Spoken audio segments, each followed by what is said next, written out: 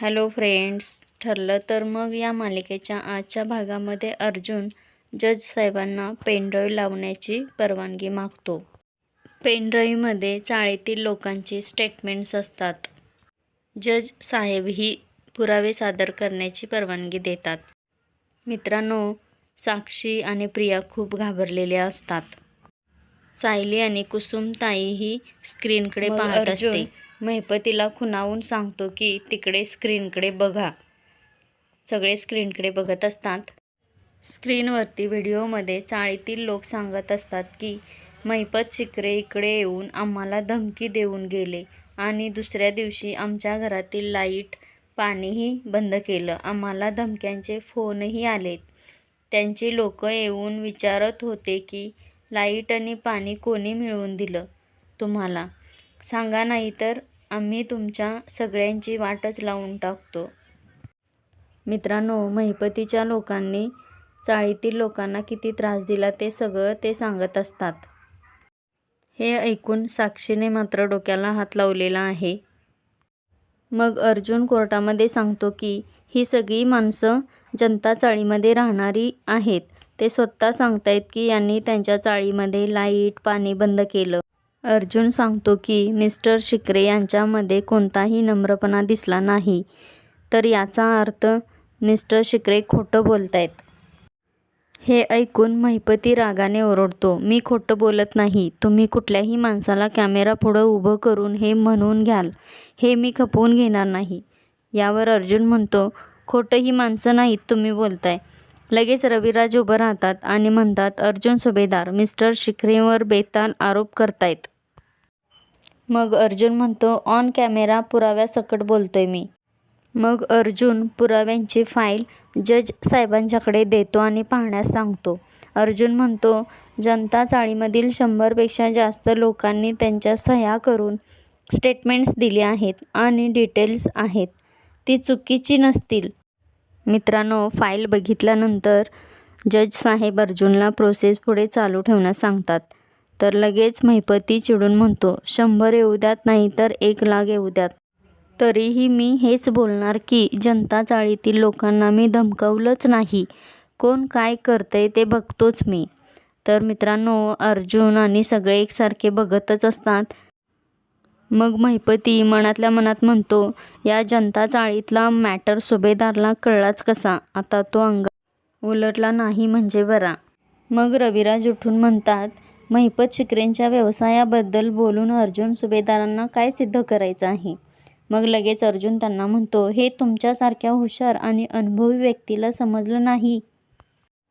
तुम्ही कोणत्याही केसमध्ये अगदी छोटा पॉईंटही पकडता नेहमी, हे मी बघत आलोय. आणि इतका महत्त्वाचा पॉईंट दिसत नाही का मुद्दाम लक्षात आणायचा नाही, असं अर्जुन रविराजना म्हणतो.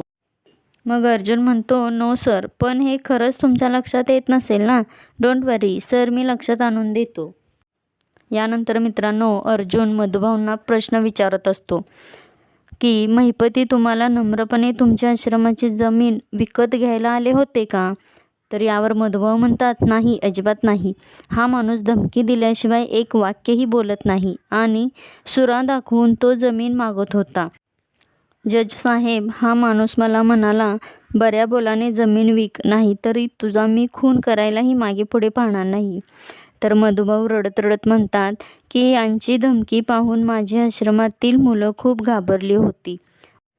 लगेच अर्जुन मधुभाऊंना आधार देतो. अर्जुनचं हे वागणं पाहून सायलीला खूप बरं वाटतं. मग अर्जुन म्हणतो, जज साहेब, हे सिद्ध झालंय की महिपत शिर्केसारखी माणसं जमीन घेण्यासाठी कोणाचाही खून करू शकतात.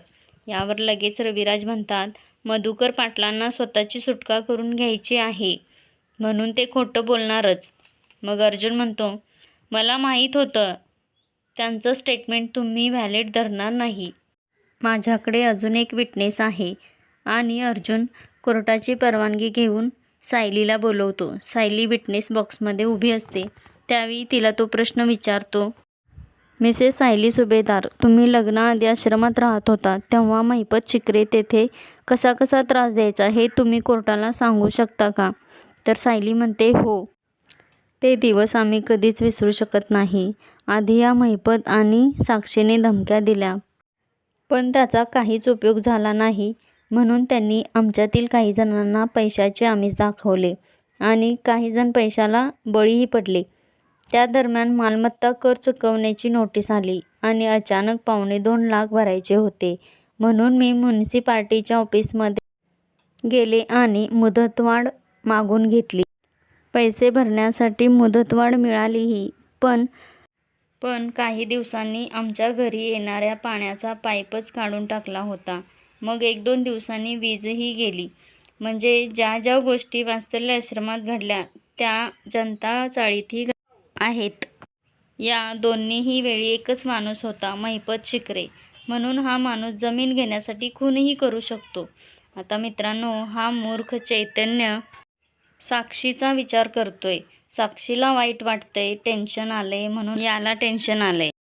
आता अर्जुन सायलीला जायला सांगतो, पण इतक्यात रविराज सायलीची उलट तपासणी घेणार असतात म्हणून तिला थांबवतात.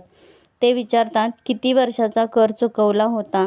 तर सायली म्हणते, मधुभाऊंनी कधीच कर चुकवला नव्हता. ते वेळोवेळी कर भरत होते. उलट नोटीसमुळे हा प्रकार आमच्या लक्षात आला. मग रविराज सायलीला म्हणतात, पण हे सगळं कर, लाईट, पाणी बंद करणं हे महिपत शिर्केच करतायत. याबद्दल पुरावा काय आहे? की त्याचा काही व्हिडिओ वगैरे आहे?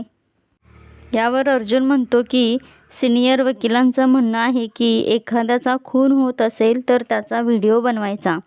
तर रविराज म्हणतात, तुम्ही बोलण्यात कधीच हार मानणार नाहीत. तर अर्जुन म्हणतो, तुमच्याकडूनच शिकलोय. तर रविराज म्हणतात, युअर ऑनर, कायदा पुराव्याशिवाय कोणतीही गोष्ट खरी मानत नाही. यांच्याकडे कोणताही पुरावा नाही. यावर लगेच अर्जुन म्हणतो, माझ्याकडे एक असा विटनेस आहे की ज्याने दोन्ही वेळेस ही गोष्ट अनुभवली आहे. मला कुसुम राऊत यांना बोलवण्याची परमिशन हवे. मग कुसुम येते. मित्रांनो, इकडे प्रिया चिडून हळूच साक्षीला म्हणते, तुम्हाला ही चाळ मिळाली का राडा करायला? तर महिपती म्हणतो, ए बाई, थोबाड बंद कर तुझं. आधीच याने बेसावधपणे हल्ला केलाय, तो कसा निस्तारायचा ते बघ. मग अर्जुन म्हणतो, मिसेस कुसुम राऊत, तुम्हाला आश्रमामध्ये आणि जनता चाळीमध्ये काय अनुभव आला ते कोर्टात सांगा प्लीज. मग कुसुम म्हणते, या माणसाचा दोन्ही वेळेस तसाच्या तसाच अनुभव आला, घाणेरडा. तीच धमकी, तीच अरेरावी, लाईट पाणी बंद करणं. कुसुम म्हणते, रविराज सर, मी महिपतीच्या माणसांना ओळखते. आम्हाला चाळीमध्ये ज्यावेळी लाईट आणि पाणी परत आली ना, तेव्हा हे लोक विचारण्यासाठी आली होती की कुणाची हिंमत झाली की तुम्हाला परत लाईट आणि पाणी मिळवून दिलं. हे सगळं महिपतच्या सांगण्यावरूनच होतंय. अजून काय पुरावा हवाय तुम्हाला? विश्वास नसेल तर चाळीमधील प्रत्येक माणसाला विचारा की हा माणूस स्वतःसाठी कोणत्याही थराला जाऊ शकतो. तेवढ्यात महिपती रागाने उठतो आणि म्हणतो, जज साहेब, मला बोलायचं आहे. जज साहेब, मी जनता चाळीत जागा खाली करायला गेलो होतो. पण इतक्यात जज साहेब महिपतीला म्हणतात की विटनेस बॉक्समध्ये येऊन बोला. महिपती जज साहेबांना सांगतो की हा मोबाईल बघा, म्हणजे सगळं क्लिअर होईल. इकडे साक्षीला प्रिया म्हणते, तुझ्या बाबांना काय वेड लागलंय का साक्षी? आता काय सगळ्या गुन्ह्यांची कबुली देणार आहेत का ते? तर साक्षी म्हणते, अगं जरा गप्प बस. महिपती म्हणतो, जनता चाळीतल्या जागेवर आलिशान बिल्डिंग उभी राहणार आहे. त्यामध्ये महिपती काही जणांची नावे घेतो आणि सांगतो, त्यांना या बिल्डिंगमध्ये सगळ्या सोयी देणार आहे, मोठी घरं देणार आहे. बघा मी त्यांचा किती विचार करतो ते. 90% लोक तयार झाली होती आणि 10% लोकांना समजवताना 19-20 झालं असेल, त्याचं काय एवढं? यावर अर्जुन लगेच चिडतो आणि म्हणतो, त्यांना जिवे मारण्याची धमकी दिली तुम्ही? मग महिपती सांगतो की मी नाही धमकी दिली. आम्ही चाळ रिकामी करण्यासाठी एजन्सीला काम दिलं होतं आणि त्यांनी जर उलटसुलट काम केलं असेल तर आम्हाला काही माहीत नाही. तर अर्जुन म्हणतो, असं म्हणून तुम्ही तुमची जबाबदारी ढकलू शकत नाही. तुम्ही दरवेळी सेम पॅटर्न फॉलो करता. हे जेव्हा तुमच्या लक्षात आलं की मधुभाऊ जागा देत नाहीत, त्यावेळी तुम्ही तुमच्या मुलीच्या म्हणजे साक्षीच्या मदतीने विलासचा खून केला आणि त्याचा आरोप मधुकर पाटलांवर टाकला. कारण आश्रमाची जमीन ताब्यात घेण्यासाठी महिपत शिकरे सहज करू शकतात हे. सगळे अर्जुनचं बोलणं ऐकत असतात. इतक्यात रविराज म्हणतात, अर्जुन सुभेदारांचं प्रोफेशन चुकले. त्यांनी थ्रिलर सिनेमाचं लेखक असायला हवं होतं, कारण अशा कहाण्या त्यांना रचता आल्या असत्या. पण इथं कोर्टात चित्तथरारक कहाण्या रचून नाहीच चालत. आहे का तुमच्याकडे पुरावा? आणि दुसरी गोष्ट, धमकी देऊन जमीन बळकावणारे भरपूर लोक आहेत. महिपत शिकरे यांनी हे काम एका एजन्सीला दिलं होतं, पण महिपत शिकरे यांचा हेतू चांगला होता. ते चाळकऱ्यांना आलिशान घर देणार होते.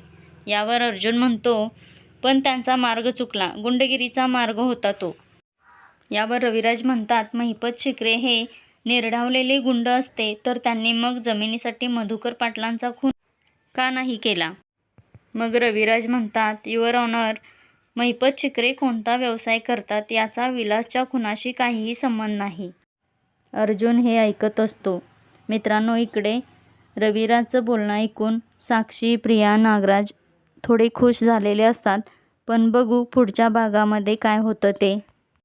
कारण जज साहेब सांगतात की आजच्या साक्षी पुराव्यामुळे साक्षी शिकरे यांच्यावर खुनाची शंका निर्माण झाली आहे. तर मग बघू उद्याच्या भागामध्ये काय होतंय ते.